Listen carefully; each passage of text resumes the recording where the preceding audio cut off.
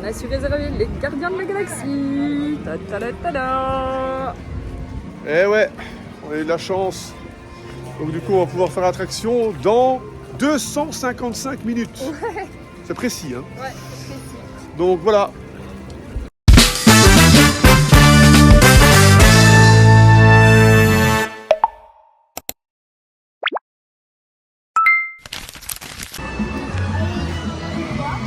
Un petit Fanta, ça fait du bien hein, quand il fait chaud. Hein.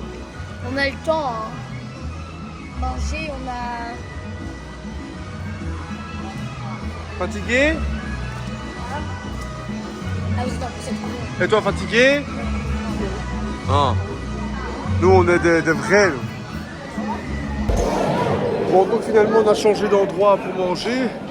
On est venu dans le pavillon américain autour du lac pour manger ce qu'on aime, hein, c'est-à-dire burger, machin.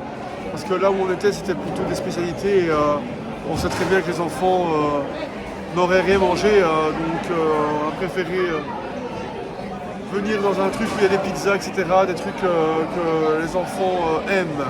Voilà.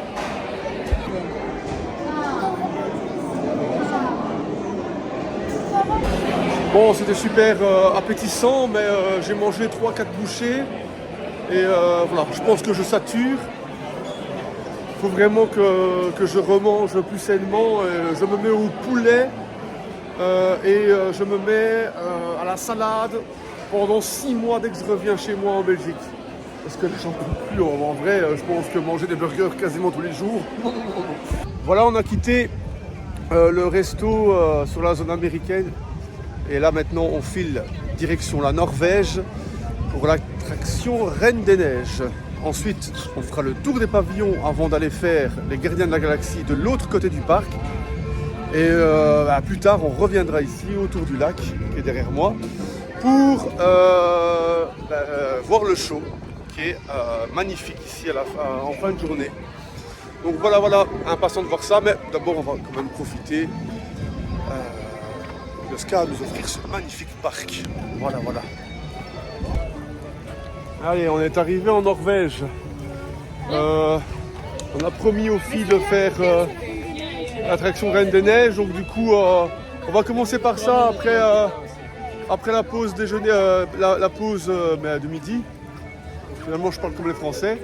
Et après on fera la visite des pavillons parce qu'on adore ça. Donc, voilà, elles sont emballées. Frozen Ever After, c'est là-bas. J'espère que c'est pas ça la file. C'est là-bas mon cœur. C'est ça la file là? C'est là mon cœur. Ouais, c'est la file. Ouais, j'avais oublié que la file d'attente était à l'extérieur. Alors c'est très beau la Norvège à Arendelle, mais un peu trop chaud je trouve.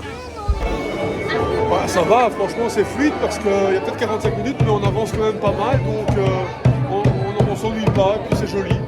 Voilà. Bon ben on y est déjà, le ride commence juste là, au bout de cette petite file là. On n'a jamais attendu 45 minutes. Moi je dirais 25 maximum. Top. Et encore 25, je suis gentil. Hein. Eh ben, on dirait que je me suis pissé dessus, parce que, enfin, là on verra pas, mais je suis tout mouillé au cul. Tu veux filmer mon cul? Regardez.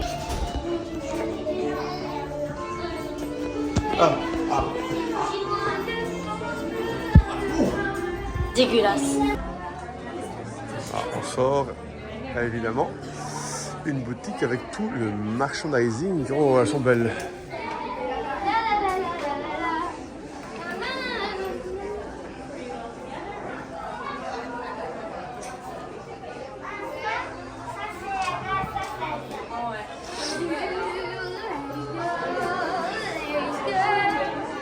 Ah, elles sont sympas les gourdes. Ouais. Elles sont mignonnes. Le prix 25. Fan de ça. Moi. Elles sont très belles. Ah, elles sont vraiment belles. 25.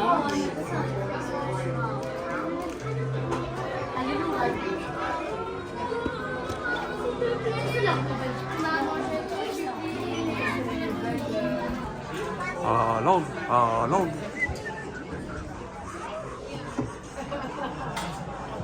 Ah, Land. Ah, Land. Ah, sinon j'adore, regardez, c'est beau. C'est sympa ça. Alors, si vous voulez aller avec moi à Kattegat, let's go. Ah bon? Welcome to the Kattegat Gallery. Où est Ragnar? Lagertha? C'est Freya, on aime bien, vu qu'elle est dans le bois. C'est ça, non, Freya? C'est viking. Ah, c'est les Vikings. Thor? Thor et Odin. Ouais. Non. Ah non, non, non, ça c'est Aemond. Il y a un œil. Mais c'est pas un guilin. Il y a une trompe.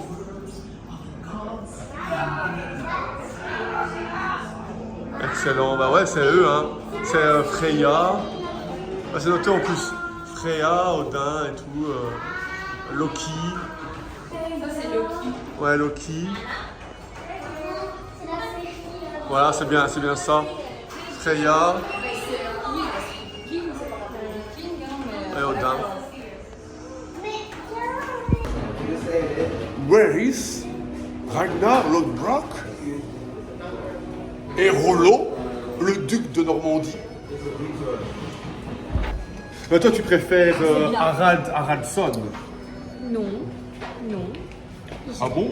Celui-là avec sa grosse barbe Bon, Ragnar, ça me va très bien. et ses gros muscles? Bon, Ragnar, c'est très très bien. Moi, c'est Lagertha qui me plaît bien. Ouais, ça on sait. J'échangerai tout pour Lagertha. Oui! Allez, blague à part, ça c'est la preuve hein, qu'à chaque fois qu'on passe dans les pavillons, on ne fait jamais les pavillons à 100% parce que ça a l'air de rien, mais on est passé combien de fois depuis 2012 par le pavillon norvégien? C'est la première fois qu'on rentre là-dedans. Je sais pas si c'est la première fois. Quoi? Il me semble qu'on a Non, déjà non, fait ça, non? moi non, je n'ai jamais fait ça. Peut-être toi, mais moi je ne suis jamais rentré par là. Voilà. Eh bien, c'est parti. On va aller voir Anna et Elsa. Et j'essaierai de voir s'il n'y a pas moyen de choper Elsa, parce que moi j'aime bien les blondes. C'est celle-ci, elle est blonde, mais je sais pas. Bon, elles étaient bien belles, les princesses Anna et Elsa. Donc, du coup, on a bien fait ce pavillon cette année, je trouve. Hein. L'attraction, la rencontre avec les princesses, et on a attendu pratiquement rien hein, pour les princesses. Donc, c'est vraiment, vraiment cool. Je pense que c'est la première fois qu'on fait le pavillon aussi complètement. Ça se dit comme ça? Je ne sais pas. Bref. Donc, c'est cool. Là, on repasse par le pavillon mexicain qu'on a déjà fait, du coup. Et on va continuer à explorer les autres pavillons, notamment là, le prochain qu'on va voir, je pense que ce sera le pavillon canadien. Voilà, à l'entrée du pavillon canadien, on prend des pop-corn et on va prendre des rafraîchissements parce que la chaleur est quand même là. Hein. Là, il y a un petit vent qui se lève, voilà, un sérieux vent qui se lève, ça fait du bien, mais bon, le vent est chaud, l'air est chaud, donc voilà. Alors, le petit rafraîchissement, vaut son prix, hein, n'est-ce pas? Ouais, 5,25 $. Plus taxe. Ouais, mais On a acheté des pop-corn et Tu payes le bucket, le petit seau, et après tu peux aller le recharger un peu partout dans les parcs, dans les différents parcs. Et je pense que la recharge c'est 2,99 $. ouais. Donc c'est intéressant quand vous restez plusieurs jours, quoi. Bon là c'est notre seul jour. Connaissant nos enfants, ils en voudront encore, donc voilà. Ouais, et ça va encore la recharge à 3 $, plus taxe, ça va. Je pense que c'est ça. Je suis pas certain, mais je suis quasi sûre que c'est ça. Ouais, ça va. ah si, ça va être ça. Et ici au Canada, ils sont sucrés. Ouais, dans le pavillon canadien, ils sont sucrés. Donc comme ça, vous savez, si vous préférez des... Parce que dans chaque parc, il y a une zone où c'est des popcorn sucrés. À Magic Kingdom, je sais qu'il y a une zone aussi. Hollywood Studios, je ne sais pas. Et Animal Kingdom, je ne sais pas non plus, mais à mon avis, il doit y avoir une zone par parc où c'est des popcorn sucrés, sinon tout le reste c'est salé. Ouais. Donc voilà. Bon savoir. Donc en fait, dans chaque pavillon, c'est une activité en fait pour les enfants. Et donc dans chaque pavillon, vous recevez un espèce de petit passeport comme ça, avec dedans une petite carte par rapport au pavillon. Donc ici par exemple, c'était par rapport au pavillon canadien. Vous avez un petit badge, un petit sticker en fait, voilà, avec quelques petites, un petit mot par rapport au pays. Derrière, vous avez un petit dessin à colorier, voilà. Et donc le but c'est de faire le tour de tous les pavillons, de récupérer du coup la petite carte de tous les pavillons. Et alors une fois que ce sera fait, vous recevrez votre passeport avec le badge qui reprend tous les petits pavillons qu'il y a à Epcot. Voilà, chouette activité à faire avec les enfants. Ah, les chutes du Niagara. Impressionnant, super beau. On est rentré pour voir un show dans le pavillon canadien. Encore un truc qu'on n'a jamais fait. Bon, c'est vraiment la preuve que si vous voulez tout faire à fond, dans ce parc, il faut bien plus d'une journée. Franchement, c'est une dinguerie, quoi. Bon, franchement, un super show qui montre un peu toutes les provinces du Canada, qui présente un peu le pays, les paysages, la culture. Franchement, waouh, ça donne envie en vrai. Hein. Ok, là, petite interruption dans notre visite des pavillons. En tout cas, le pavillon canadien, on l'a bien fait. Hein. On a pris notre temps et on y est resté un moment, hein, comme celui de la Norvège. Et donc, je pense qu'il sera impossible pour nous de visiter tous les pavillons lors de cette visite. Ici, on doit s'interrompre pour aller faire les Gardiens de la Galaxie dans 40 minutes. Donc, on va se diriger tout doucement vers... hop là, je ramasse le truc des popcorn qui est tombé. Elle est là. Tiens, hop. Et donc là, du coup, on va se diriger tout doucement vers l'attraction. Et donc, voilà. Voilà, en fait, c'est marrant, il n'y a pas de structure, on va dire, dans cette journée où...